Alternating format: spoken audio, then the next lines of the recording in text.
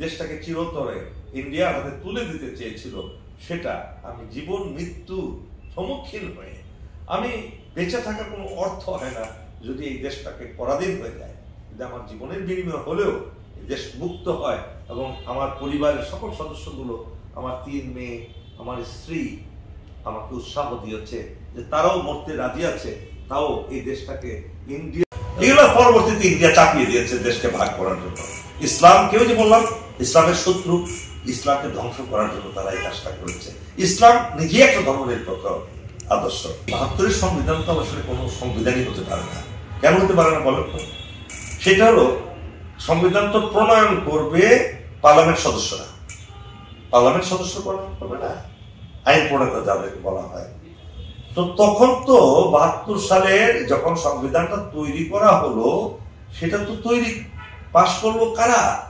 সেই ৭০ সালে নির্বাচিত এমএলএরা, যারা পাকিস্তানি সংবিধানের অধীনে তারা নির্বাচন করেছে। তাহলে আপনি কি যারা পাকিস্তানের অখণ্ডতা রক্ষা করার জন্য ভোট করেছে তাদের দিয়ে যদি আপনি সংবিধান প্রণয়ন করেন, এবং সেই সংবিধানটা যদি হয় আবার ইন্ডিয়ার প্রেসক্রিপশনে, ইন্ডিয়া লিখে দিল সেটা, তাহলে দুইটা দুষ্টান্ত এখানে আছে, দোষ আছে। একটা হলো ওদের কোনো সংবিধান প্রণয়নের কোনো অধিকার নাই, ৭০ সালে ইলেকশন নির্বাচিতদের কোন অধিকার নাই একটা সংবিধান প্রণয়ন করার, কারণ জনগণের ম্যান্ডেট তো নাই তাদের। স্বাধীন দেশে জনগণ তো পাকিস্তান রক্ষা করার জন্য ভোট দিয়েছিল, ঠিক না? এটা হলো একটা। দ্বিতীয়ত, কেন আমরা ইন্ডিয়ায় গিয়ে শেখ কামাল ওইখান থেকে প্রেসক্রিপশন নিয়ে এসা ইন্ডিয়ার সংবিধানটা বাংলার কোন রকম অনুবাদ করে দিয়ে সেই সংবিধানটা বাংলাদেশের ৯০% মুসলমান জনগোষ্ঠীর বিরুদ্ধে আদর্শকে দাঁড় করিয়ে দিয়ে সংবিধান প্রণয়ন করবে?